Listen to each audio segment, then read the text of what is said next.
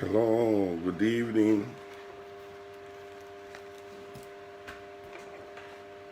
Good evening, everybody.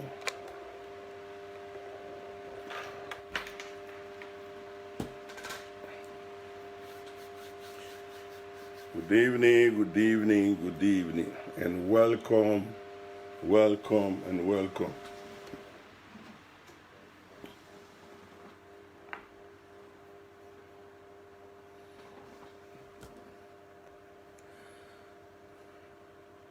Welcome, and welcome, welcome.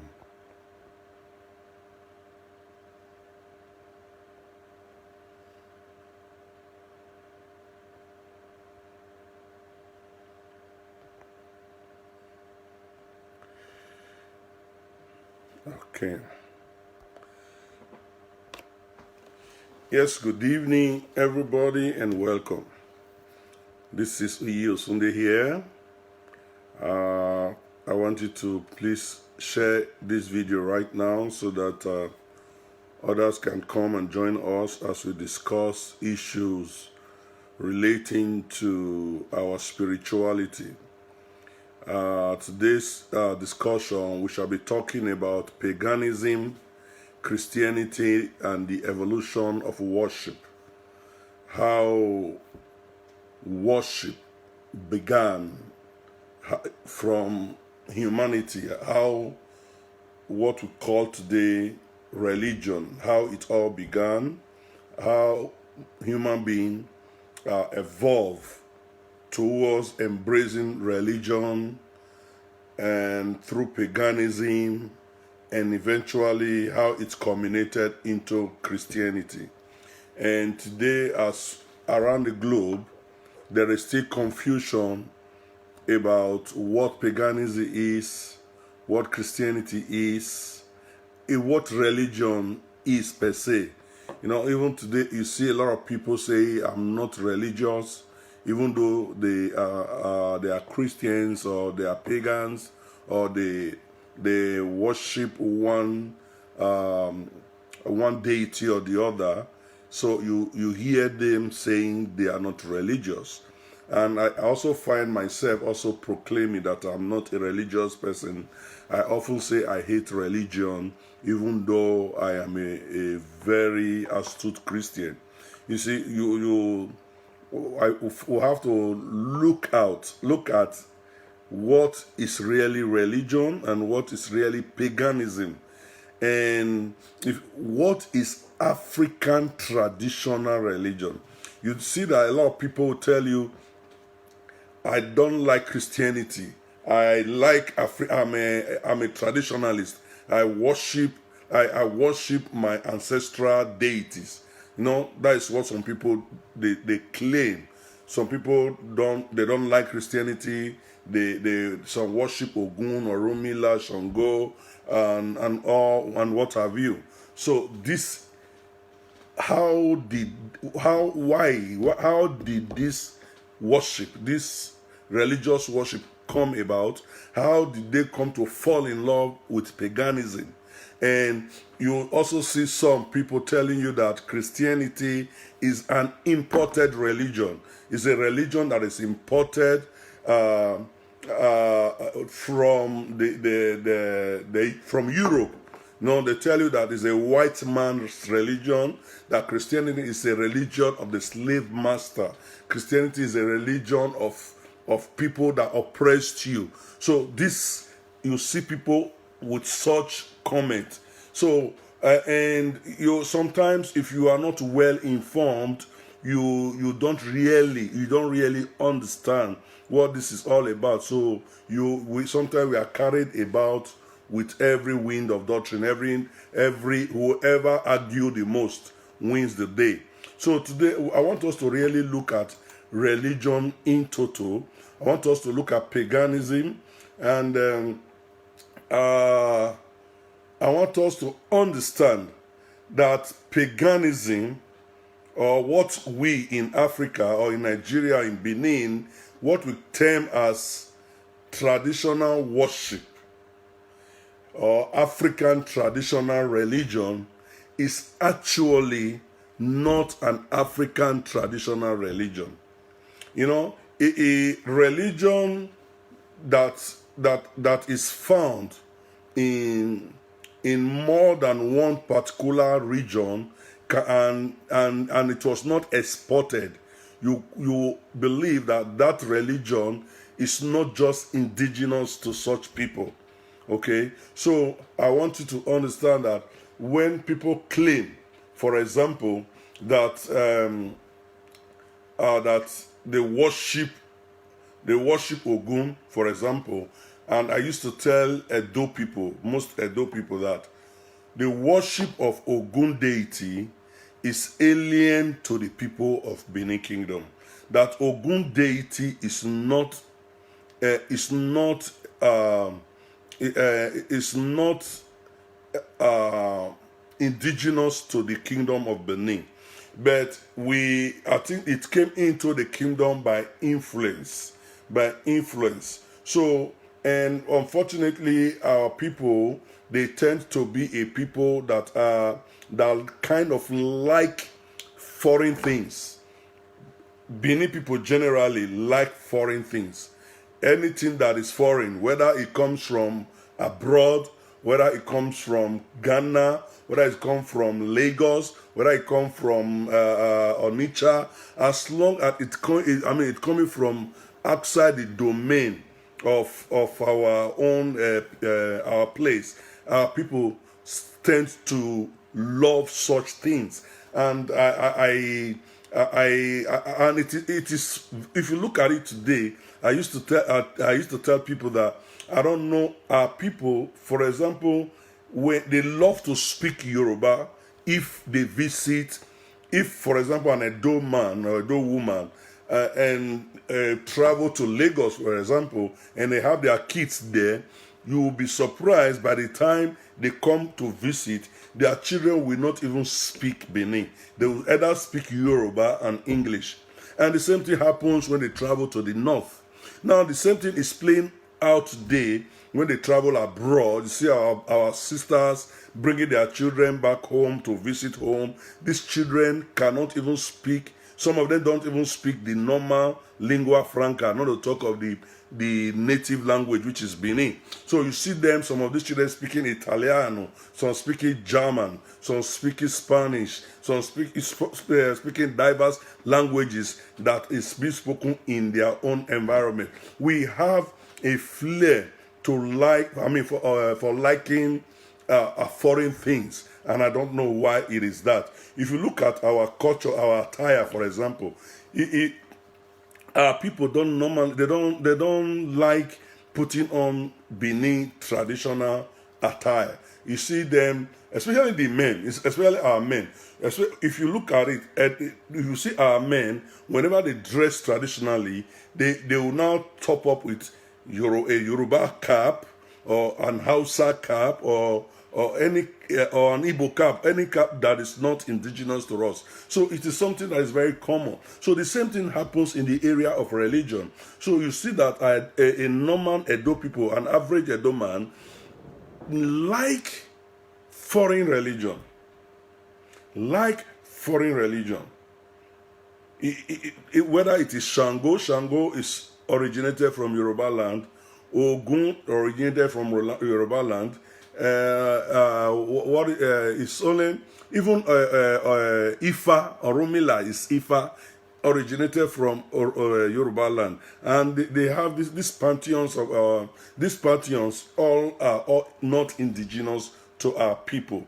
But that is not to say that we did not have our traditional worship.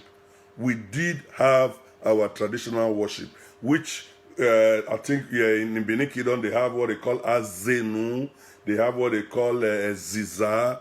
No, they have, and every other so most villages. If you go to villages in the rural areas, you see that every village has their own deity, like Ebomisi from Ugo and different deities I mean, peculiar, like, okay, they Uronigbe now, they worship the river. So the river deity, though the river deity is now known as Olokun, because Olokun, according, though there are two versions of it, the Olokun deity, there is a version that says it was started by Ikalandera when he went to Ugoton and saw the Okun River, which is the sea. So he started worshiping and introduced the worship of Olokun. But if you look, I think the Yoruba also have a deity, the worship of the river goddess. So I don't really know if the Yoruba actually copied the worship of the river goddess from Benin Kingdom. But I know definitely that it is only the Olokun that I can remove from other imported religion into Benin Kingdom. So yeah, somebody is saying Oguname. Yeah, these are all I'm talking about. Today we have Oguname, we have we have a lot of deities, but originally they were not there. A lot of them came into existence in a later date. All right. So what the Beninese actually worship from time immemorial was actually what we know as Osagbaye. Osagbaye. That Osagbaye is like, it was a representation of the worship of the Almighty God, which they worship with everything white. They believe that God is pure, and to worship God you have to worship God in purity. It's like what the Bible is talking about. They that worship God, they must worship Him in spirit and in truth. But back then, they were worshiping God in purity. And to worship God in purity, they have to get a white dove without speckle of color. They have to get white cloth. They have to get what this is a cane they call unweriontan. They will remove the bark of the cane and use white chalk to paint it. They will get coconut, because they said the inside of the coconut is very white and pure. The coconut water is pure. So even the brown part of the coconut, which is the outer shell, they will not, before they even put it in the Osagbaye shrine, they have to paint it with white chalk, the white orwe, mixed with water. They use it to rub it, and it will dry, so that everything will be pure white. This is what I know that the Beninese were actually worshipping at the time. To them, it was a representation of the Almighty God. But all these things are all later evolution. Human beings evolve to a point where they begin to think that God is this, or there is a God up there which we must represent with one thing or the other. But there are deities like Ogun or Romila. They are not representations. They are deities in themselves. You know, the bus stops at them. I mean, the worship stops at the shrine. They don't. They are the only shrine that the only shrine that I know that they send message back then was the Esu shrine. Esu shrine, they normally, when they are appeasing Esu, they are using Esu to Esu is the representation of the evil, or of the devil. Let's call it the devil. But in the Benin traditional worship, they look at it as the avenger. The avenger. If somebody offends you, or you want to kill somebody, or you want to put bad luck on somebody, it is the Esu shrine they go to, and they now ask Esu to bring misfortune to this person, so that the other gods we can deal with that person. For example, there's some prayer they used to pray at the shrine of Esu, say where Nesu suai ne ogungbe. So according to them, Esu does not actually kill, but it brings misfortune. And if they want to kill somebody, or they want somebody dead, but or as a result of revenge, so they now ask Esu to push. They would now ask Esu to push the person to Ogun deity, so that the Ogun deity will kill the person. So this is how what I understand about this worship, this traditional worship. But the truth of the matter is this. Please, you are welcome. If you are just joining us, please, first of all, I want you to share this video. And as you are sharing, I also want you to invite others to come and join us and listen. We are talking about paganism, Christianity, and the evolution of worship. Paganism, Christianity, and the evolution of worship. So I now ask a question: what is African traditional religion? What do we understand by it? You know, when you worship Ogun, Shango, Oromila, Azenu, Eziza, whatever, is it Ayelala now? Ayelala is there. I think is a deity. I think they have Osukpika is a deity. So they have different deities that they worship. But in the evolution of mankind, these are all later inventions. They are all later inventions. One thing we should understand about evolutionary religion is that man was looking to fill the void, the spiritual void. There was an emptiness. You know, the creation, the creation is so vast.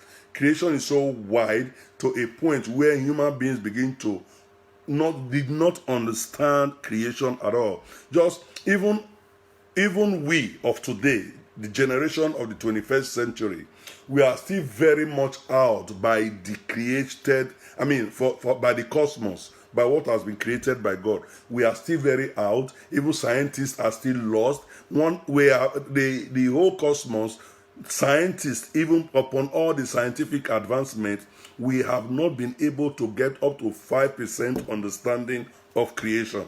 So just imagine today, the human beings of today, we are still lost about creation. So just think back to like 1,000 years ago, how those people were thinking about creation and God and whatever they are seeing and all the phenomena. Okay, let's go back further to 2,000 years ago. Or you could go back further to when Abraham was in existence. Or let's go back to Adam. You know?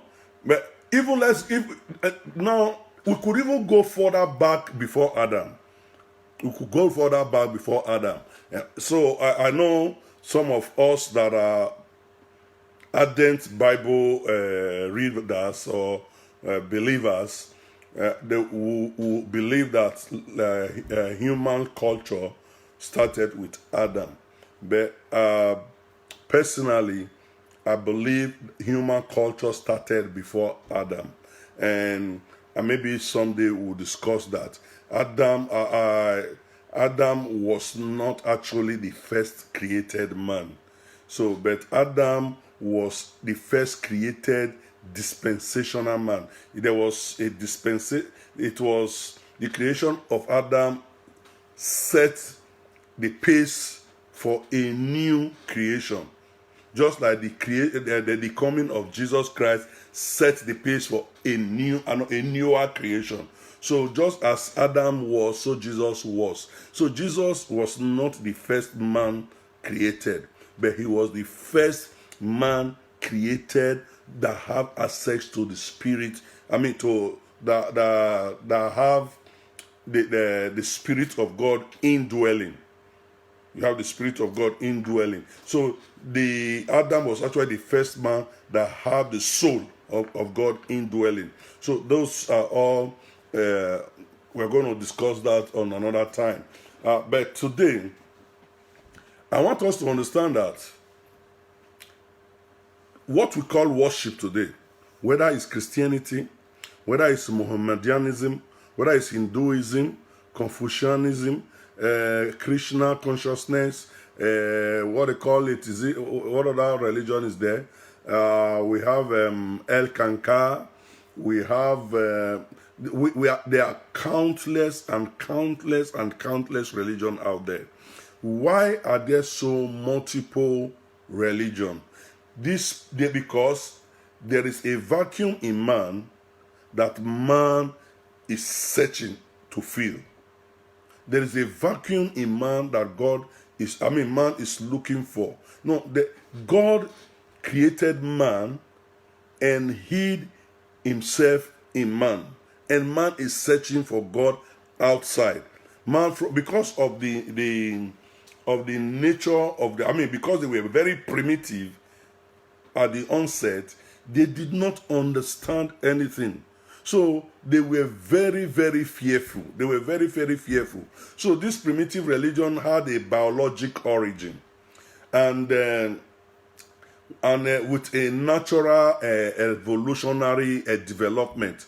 So the higher animals, first of all, you must understand that human being is an animal. Okay? Human being is an animal. You got to understand that. Though it's an animal with latent minder and spiritual power. The minder power was latent. The spiritual power was latent. That is, they were inherent, but they were not active. Okay? This power were inherent. They were not active. So, when man was created, man began to develop and observe. So man is an animal, but it was a higher animal, and they have fears, and they have fears because of what was happening. So man decided to create. Man created these primitive religions out of fear. The earliest religion was created out of fear by means of illusions. In the evolution of human species, and worship in its primitive manifestations appeared long before the mind of man was capable to formulate anything, because the whole thing was complex. Common rain is a problem to them because they wouldn't understand. Today you can know that. Today the 21st century man knows that the formation of rain.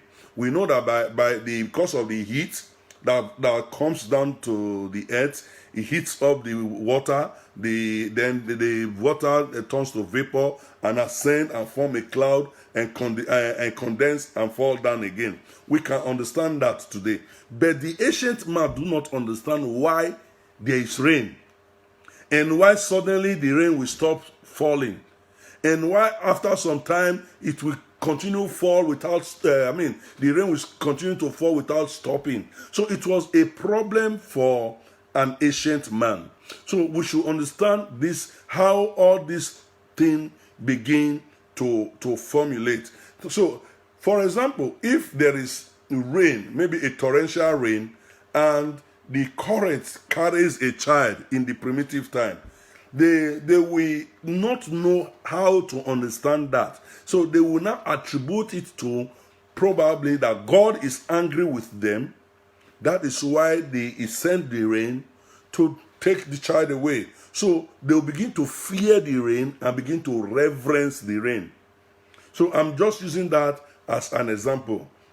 So early religion was wholly intellectual in nature and was entirely predicated upon associational circumstances. It was not like they just decided to start worshiping anything. No, it was circumstances that was happening around them that made them to begin to worship what they were worshiping. They started worshiping out of fear. They started worshiping what they worship out of fear. So the object of worship were altogether they consisted of nature which were close at hand. That is why you see that So the people worship what is in their surrounding. People worship what surrounds them. You have some people worship animals, some worship rivers, some worship plants, some worship trees. So you cannot worship what is not in your domain. Okay, like for example, now if you go to the Sahara Desert, among the Tuareg, ancient Tuareg, I'm not talking. Remember, when I'm talking, I'm not talking about the present people. I'm talking about the primitive people. The primitive people before the understanding of who God is. They were worship. They can only worship something that exists in their environment. So their worship was not actually universal, though it can be repeated in different quarters out of the same fear. For example, I was thinking about if you go to the Sahara Desert. The Sahara Desert, they have sand and they have rocks. So it will be difficult for somebody in the Sahara Desert to worship tree or to worship a river. All right? So what they can only worship is what is prevalent in their environment.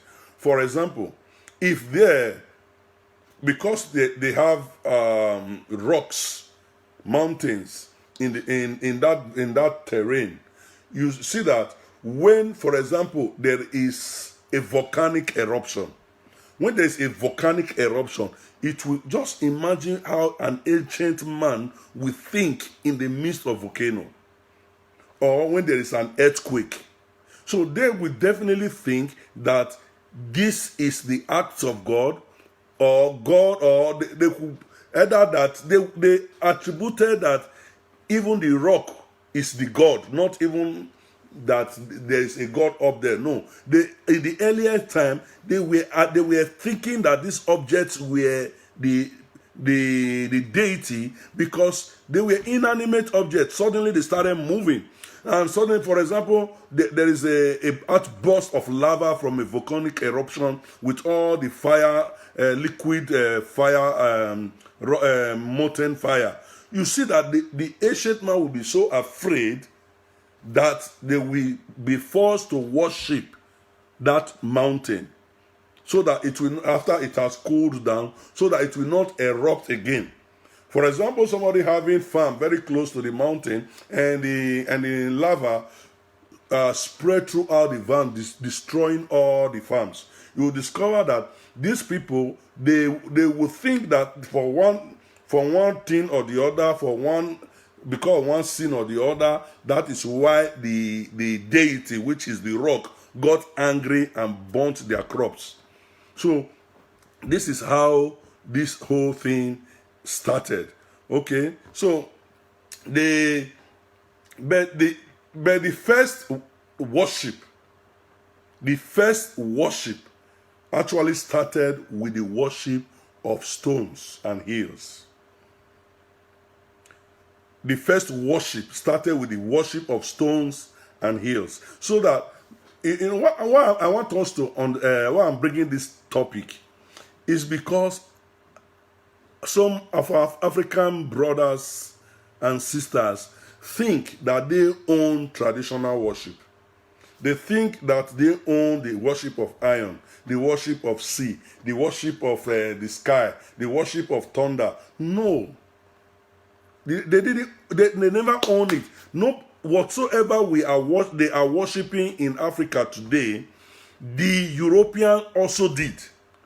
There is no worship that is happening in Africa today that the European never did. There is no sacrifice that is happening today that the Europeans never did. So the fact that you are doing it today, it just means that you are late in catching up, because the world is evolving. I believe in evolution. So the world is evolving. The world is moving forward, and the world is progressing. Okay, the world is progressing. There is a law of progress at play in the universe. So, and the world is going to continue to progress. It is a continuous thing. It's not going to stop. Okay? It's not going to stop. The world is going to continue to progress. It's going to move higher and higher and higher. So the more the world progresses, the more things change. But when you hold to the old for too long, you will be left behind. Just the way African is being left behind in technological advancement. Africans are being left behind in education, in science, in engineering, in many aspects of life. Africans are being left behind. Why? Because they like to hold to the past. Africans like to hold on to the past. They don't. They feel that the worship of, traditional worship, it's their property. No, it is not your property. The Ogun you worship today, some people worship Ogun 4, 5,000, 6,000 years ago and left it behind. The river you worship today, some people worship it millions of years, hundreds of years, thousands of years ago and left it behind. Because the more you progress, the more life evolves, the more understanding, the more you left things behind. That is why Jesus said, not Jesus, Apostle Paul said, if any man be in Christ, he is a new creature. Old things are passed away. Behold, everything become new. When old things pass away, you are supposed to have a new idea, a new thought pattern, a new way of reasoning, a new way of seeing life. So don't hold to your the religion you are owing to today. Somebody worship it more than you. Human sacrifices, animal sacrifices, they were all prevalent in Europe, in America, in Asia. Even some people are still doing it to tomorrow. So it is not the property of Africans. So when people begin to shout, this is we are traditional religion, I wonder how something that somebody did thousands of years before, the ancestors, they woke up when they saw newer revelation, when their mind expanded and they saw new things and they embraced new things. You are still holding on to such a thing. That, for me, I see it as backwardness. You know, there is also another religion called atheism. Atheism, people who are atheists, or America call them atheists, who they say they don't believe in the existence of God. That everything, you are just, everything just happen and just happen like that.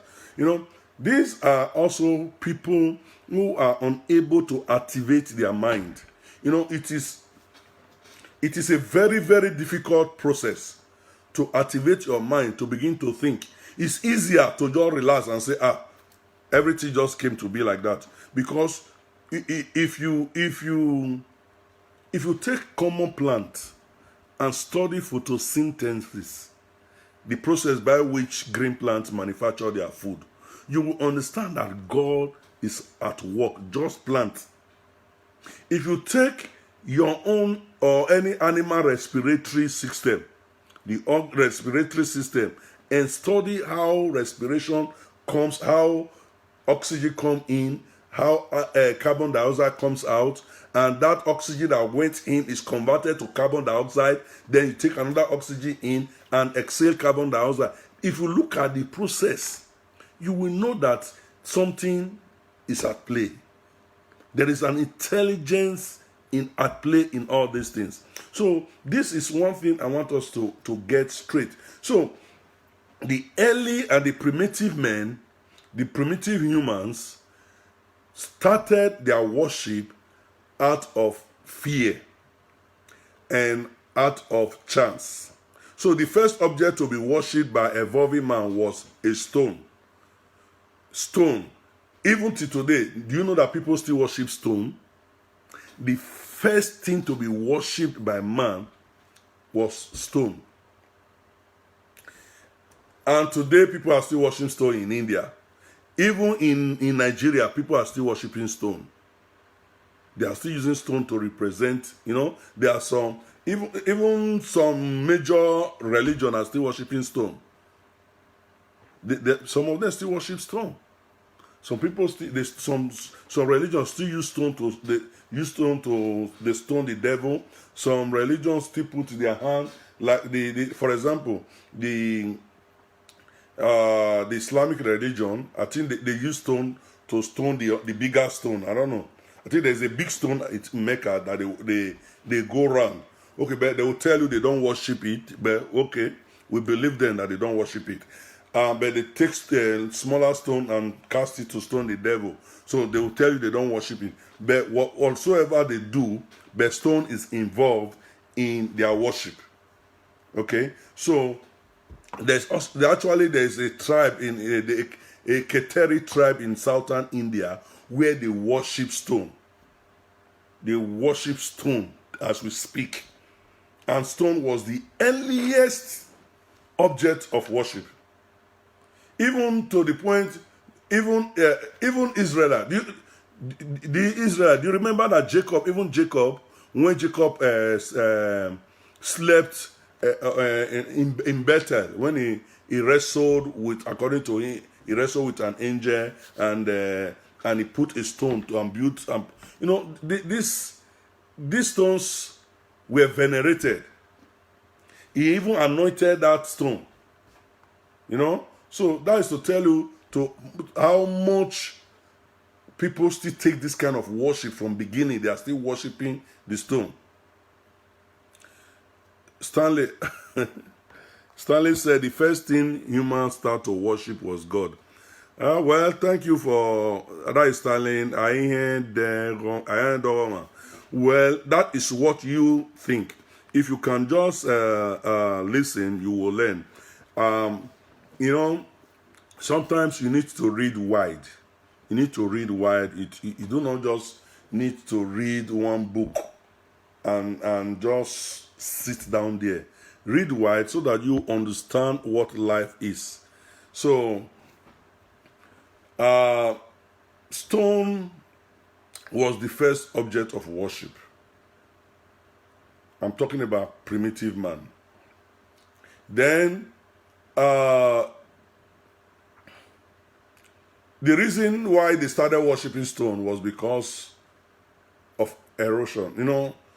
When suddenly maybe they till the ground, they see stone inside, they don't understand. When there's erosion, after erosion wash the surface, they will see stone. They don't understand how the stone suddenly appeared. So these were the things that were causing curiosity in the mind of men. So stone greatly impressed them. So that was, then after the worship of stone, the next thing they worship now was hills, mountain. They worship mountain. Like I was using the earthquake, the volcanic eruption to give you example. So that one put fear in them. So the worship of hills and large stone. For example, if you look at the Zuma Rock in Abuja, you have been walking on land, and all of a sudden you see a rock, a very large rock, and no other rock close to it. You don't know how it came about. There is no river close by. So to them it is very, very awesome and wonderful. So creator or deities, because when we're talking right now, the concept of creator was not actually in existence. So the deity, something bigger than them, was a deity. Anything bigger than them was something to be venerated. Anything that is more powerful than them at that time, they venerate it, they worship it. So it became a custom to believe that the gods inhabited the mountains, so that high elevations of land were worshipped for some reasons, you certain mountain, even later, you discover that mountains are worshipped. Even it was a common, during Abraham time, you will see Mount Horeb, Mount Sinai. So everything that they were doing then was related to mountain. So they have to go to Mount Carmel during Prophet Elijah. He went to Mount Carmel. He was staying in Mount Carmel. So mountain became venerated. There were, in the later days, they now believe that mountain, because of the elevation, they are closer to God. When when they begin to evolve higher, when they begin to understand that God was in the sky, so they believe that the higher you go, the closer you are to God. So for any sacrifice to be made, they have to climb to the mountain and make that sacrifice. That is in the later part. But in the early days, the mountain itself was venerated and seen as a deity. You understand that? The mountain itself was seen as a deity and it was venerated.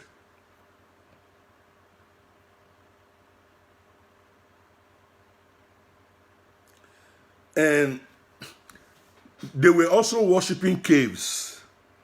The reason, in the later time, they started worshipping caves because at this time they believed that God was living in the mountain. They also believed that the primitive believed that caves led to the underworld with evil spirits and demons. So they used to appease the caves so that evil spirits and demons will not come and attack them. So I'm talking about way back, even before the advent of Ogun, before the advent of, remember Ogun is, you have to mine the iron and before it becomes Ogun. So you have to mine iron, melt it.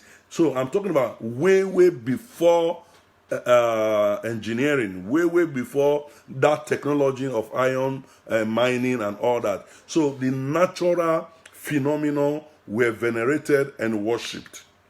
Okay, so they worship the stones, they worship the mountain, they worship the hills, and they worship the caves. They believe that the caves were where the demons stay, where bad spirits stays, and so because caves is very fearful, cave and tunnels, very fearful with bad stench. You see that there were a lot of somebody says sun. Yeah, they worship the sun. They worship the sun later. I'm talking before the worship of the sun. They started with the worship of the stone. They started then with the worship of the hills and mountain and cave. So even before the worship of the sun, they started worshiping plants. They started worshiping plants, trees. They were afraid of plants because when they started worshiping it because of the intoxicating liquors which were derived from plants. So when they eat, there were some plants that were very intoxicating, and the ancient man did not understand why such a plant will intoxicate them, will change their way of behaving, will change the way they were acting. So, or like for example, just imagine an ancient man or the first tribe that discovered marijuana, and maybe they burn the marijuana in the farm and they inhaled the smoke and they started behaving in a certain way. Fear will overwhelm them because they will think that they have done something wrong for that plant to deal with them. So they started venerating plants, and when they eat some certain fermented plants or drink some concoction, and they begin to have dizziness or intoxication, they will begin to have fear. Even do you remember that they believe that primitive men believe that in the intoxication rendered one divine. They believe because intoxication gives you different kind of intoxication. Some people, when some people drink or they are intoxicated, some fall asleep even if they don't want, if they, somebody who cannot sleep normally will fall asleep, or some people will forget their sorrow according to them, or some people will be energized to do what they were not normally will not do. Some people will be emboldened to do what they were not where they normally they will not do. So they felt that there were spirits in this plant that were empowering them. Even to this day, these modern times, alcohol is still known as what? Alcohol is still called spirits. Some like whiskey, brandy, gin, akbeteshi, it's still called spirit. Do you understand? Because yes, it changes their mental status. See, it's because it changes their mental status. They do not understand why they begin to think like that, because they are a will. You know, human beings are will creature, and your will is your highest instrument, is your highest gift from God, that you can do what you want to do. But with this alcohol or with these intoxicating drinks, their will is suppressed by something external. So which means that something external, according to them, was bigger than themselves. So that was why they were worshiping it. Something external, bigger than themselves, that could control you, control your will. What you will to do, you do not do anymore. You go and do something else. So something that could push you to do something that you don't want to do, something, that thing is bigger than you. So that was the mentality then. So that was why they were worshiping the plant. And another thing is that what make ancient man afraid too is, for example, you eat, they see fruits in the bush, then they pluck the fruit, they eat it, and they had share that they could not eat because it's hard. Wow.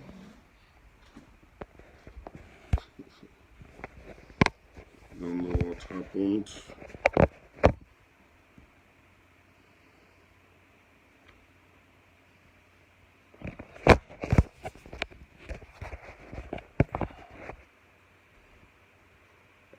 No. Sorry. Give me a sec.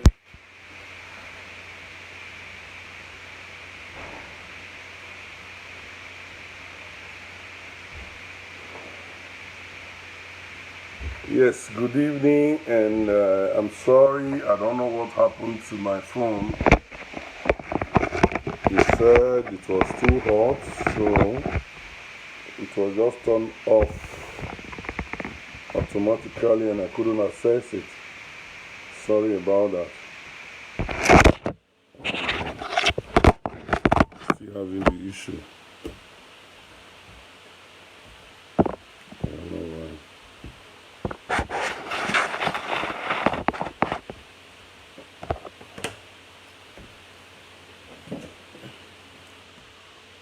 So, good evening, everybody.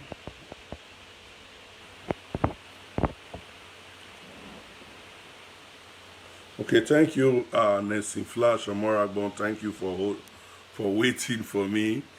I do hope some of them will still come back so that we'll conclude this teaching.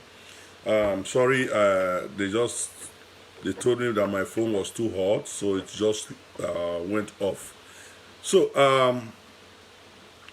like I was saying, we now understand why they feared, why they were so much afraid of plants and begin to worship, because it was making them to behave the way they didn't want to. And they believe that anything that can control human being is higher than human being. So that was how they started worshiping the particular plant where they derive such spirits from. So another thing that I already explained, CC Jolly. I'm sorry, my phone got hot this iPhone thing, they said it's too hot, so they turn it down. They just turn it off. I don't know. Let me circulate the fan so that probably it will. So, okay. So if the fan is oscillating, so it could. Okay. All right. Now the another thing that was making them to wonder was how you could eat fruit, throw it away. After some time, it began to sprout. It began to sprout. They didn't understand the mechanism behind germination. Why would you throw something out away and it begin to germinate as if there is power in itself? So it was a big thing. It was a big problem for them. So definitely, it's not all plant that could sprout, but anyone that could sprout and become a big tree, and this tree outlast them, so it became an object of worship. So that is another thing that happened to them. So tree worship, even as we speak, is still very, very much prevalent among Africans. Okay? Africans still worship tree today, till tomorrow. And these are the same Africans that will tell you that it is their traditional religion. Anything, how can it be your traditional religion when it did not originate from you, when you are not the only people that practiced it, and where there are people who are practicing all over the world, and a lot of people practiced it and discarded it thousands of years ago, and they have embraced the new. They have embraced the new. God is unfolding every day.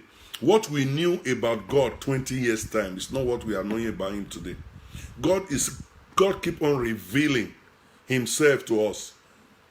There are so many things that is being revealed today that you cannot even find in the Bible. You see, that is where religion has even held some people bound. So, some people, that anything that they do not find in the Bible, they will not believe. These are people who are held back.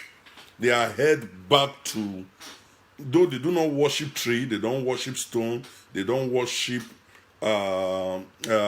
whatsoever the African traditional, but they worship a book that was published, that was written by people, compiled by some people many years ago. Although this book, which is called the Bible, contains some truths, many, very many truths, but it does not contain the ultimate truth, because the Bible is too small to contain God.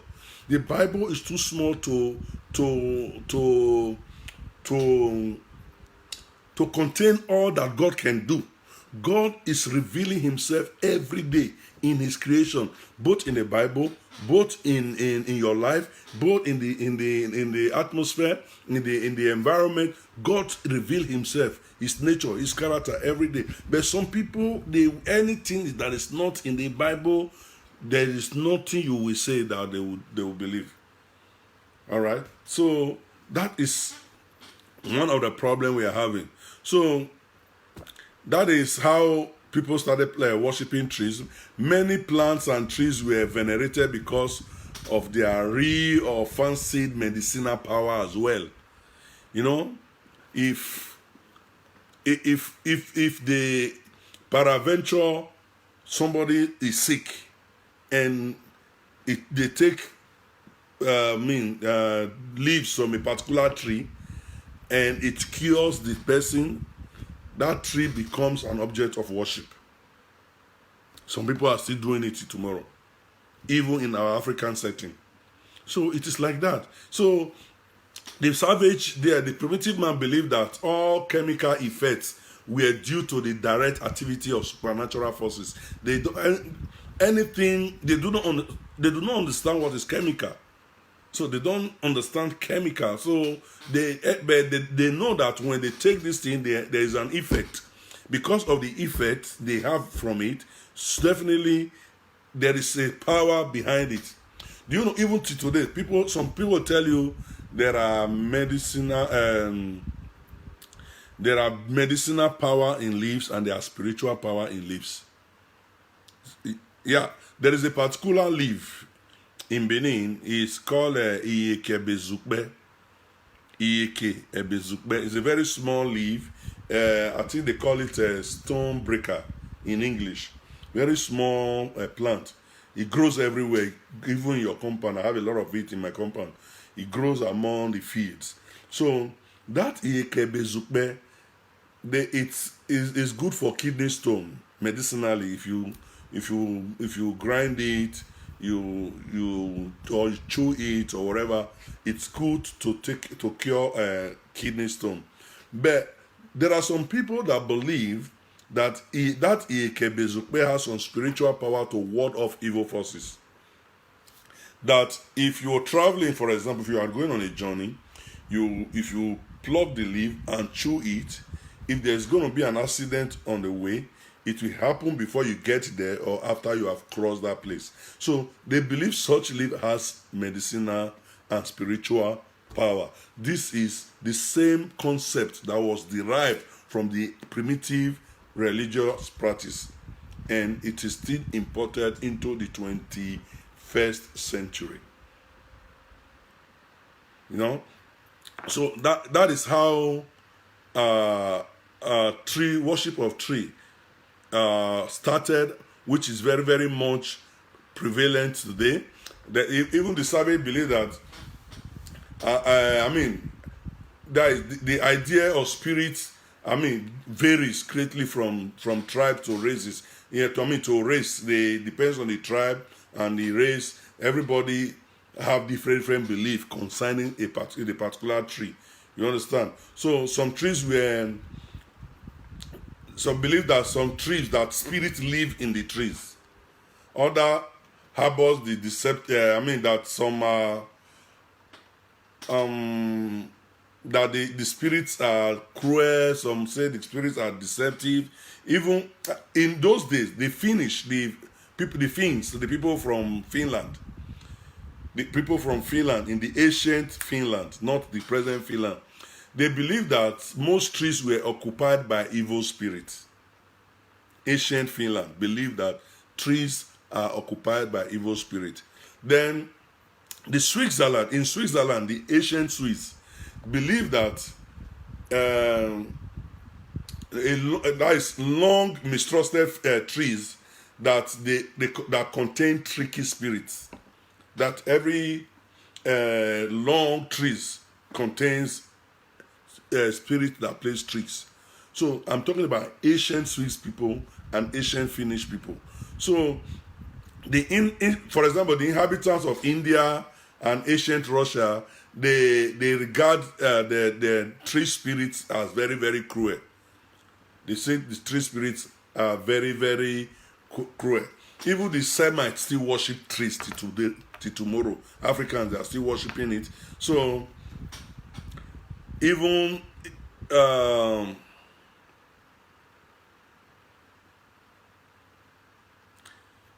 many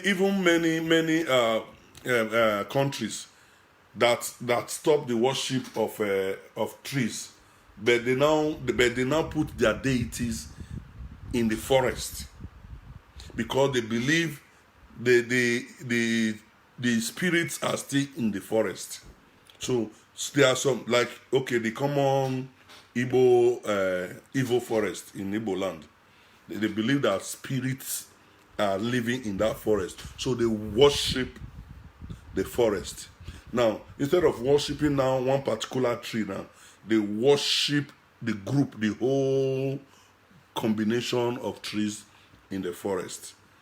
So then after the worship of stone and of hills and of plants, they started the worship of animals. The worship of animals. So why I'm bringing these things so that Africans should know that the world is moving on. The world is progressing. The world is marching forward. Evolution is not waiting for nobody. The development is not going to wait for you. If you like, you cling to one traditional religion which does not actually belong to you. If you like, you cling. The world is going to move on. There is nothing you have done as a traditional worshiper today that the Europeans have never done. There is nothing. Even Africans, they learn from where Europeans. If you've seen the atrocity that has been committed in the name of religion in Europe, you will be baffled. Remember the Aztec in America. The Aztec, how many human beings they used to sacrifice every year for as human sacrifices. You know, when it's just that when they saw the light after when the Europeans left all these practices, they were now trying to tell us that there are better ways to approach God. We were resisting. We were resisting them, and they came and they saw human sacrifices in Africa, and they started acting as if they never did the same. They did. It's even in the Bible. Even Yahweh asked Abraham to sacrifice his son. And it was not even strange to Abraham. Abraham did not, because it is something that was common in that time. Even the child that was supposed to be sacrificed did not even fight his father. Even when the father was binding him hands and legs, he did not even struggle. He did not even fight his father. Because it was a practice that was common, that they knew. The human sacrifice was common. Very, very common. Even in Israel, or even in the ancient Jew. So it was not like it's something that is peculiar to Africa. I don't know why so many Africans are holding on to it as if it is their birthright. Look, even Christianity that we are practicing today, have you not seen that it's evolving? Have you not seen that more truths are coming out? Have you not seen the debates about tithe, no tithe, and tithe? Have you not seen the debate that is happening whether baptism by water immersion or by sprinkling of water? Have you not seen debate about there is prophecy or no prophecy, there is healing or no healing, speaking in tongues or no speaking in tongues? So these things are all coming out. Then when in the midst of all this confusion and all this discussion, the truth of it will come up, and the whole church will move to the next level of the truth of God. Even that next level, in another 500 years, even 100 years, more truth will be revealed, because God is too big to be understood and to be static. Nobody can say he don't know God finish. And nobody can boldly say, God cannot be, unless when that thing is associated with evil. If it's associated with evil, you know that God cannot be associated with evil. But when there is no evil in that thing, you cannot say that Nadia God end. You can't say it, because God reveals in stages. Because there are things where God is revealing today that we are knowing today that the ancient man may not have understood at all. Ancient man would not have been able to understand it, because they were not in a point where they could get some certain things. So there are certain things today that God still cannot reveal to you, to us, because we can't get it, we can't picture it. Our mind cannot even capture it, even as we speak. As intelligent as we think we are, as advanced as we think we are, there are even you tell me it's a lie. I will tell you certain revelations from God. You will say it's a lie. Why? Because you say it's not in the Bible. Now, you want me to... the Bible that was written by somebody who lived 2,000 years ago, 3,000 years ago, 4,000 years ago, you want to use it as a standard to measure God that lives in eternity. God revealed in stages. The revelation of God is like onions. If you peel out the outer layer, there is small there is more to it. If you peel out the other layer, there is another one. It's like that. That's how God unfolds. He keeps on unfolding. There is no end to his knowledge, to the knowledge of God.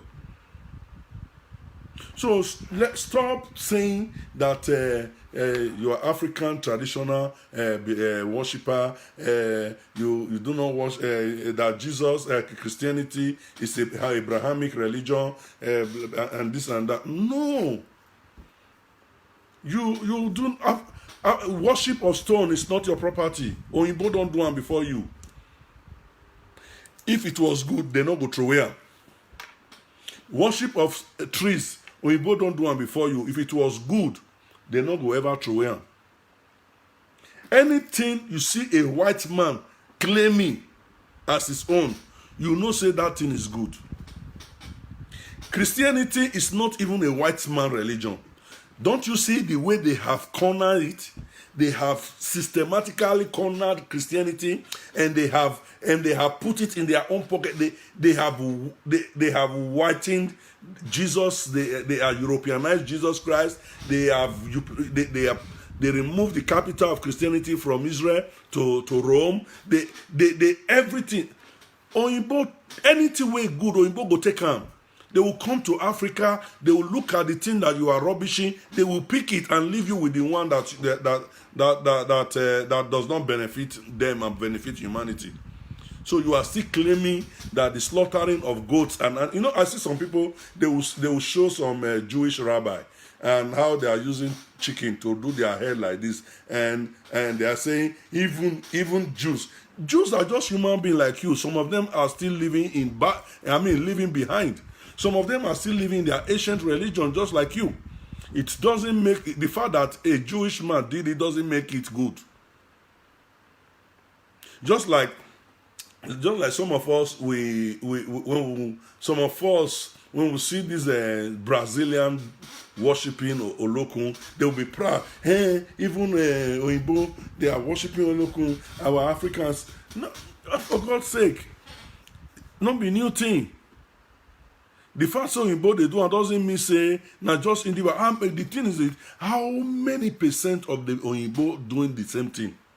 That's what matters. How many percent of them are doing it? So the worship of all these deities started long time ago. Not be your property. And it's not, and anybody that is stuck in the past is not progressing in any aspect of life, whether it is in religion, whether it's in education, whether it's in technology, science, or whatever. If you're stuck with the past, you are not progressive. I'm talking now, you are watching me. Nokia 3310, not gonna let you to watch me. Why? Because that is in the past. Nokia 3310 does not have, it doesn't even have Java. It is technology now. It doesn't even have Java technology, not to talk of Android or iOS technology that we are using to. So the world is moving forward. The world is progressive. So religion is progressive. Even Christianity is progressive. Christianity is not static. Any religion that is static will die. It will decay. That is why people are living fetishes. They are living idolatry. People are saying they don't worship ancestral, because it's not progressive. It is not progressive. People will not embrace it. Even the present Christianity, the present day Christianity, that if they don't change it, it will die. If they don't grow from this level, it will die. Because our young generation, our youth, our children, they are asking questions that their parents cannot answer. They are asking questions that all the GOs cannot answer. They are asking questions because this new generation, they are getting wiser. They are reading the Bible. They are seeing some things that are not there that are supposed to be there. They are asking questions. And if you cannot satisfy them, you will lose them. In another 50 years, you will lose them. That is why you need to open your mind to revelation. Open your mind for God to teach you, to give you answers to the questions that these children are going to be asking you. It's not just enough to say, the Bible say, the Bible say. The Bible say, now somebody write down. He wrote according to his experience in his own time. God is also saying something today. God is still speaking something today. The canonization of the Bible actually is a disservice to Christianity, because after the Bible was canonized and compiled into that book, any further revelation was stopped. That doesn't mean God is still not giving revelation. God is still giving revelation. If I tell you what the revelations that are in this head and in this mind, this spirit, you will not believe it. But because if I teach you now, you say it's not in the Bible. But I don't care. I don't care, because I believe that when the time comes, I will teach who I need to teach. And I will teach who I need to teach, and God will bring who needs to listen. You understand? God will bring who needs to listen. That is it. So, my people, I think I don't want to, this is just the part one of the teaching. My next teaching, I will start with the animal worship and the worship of elements.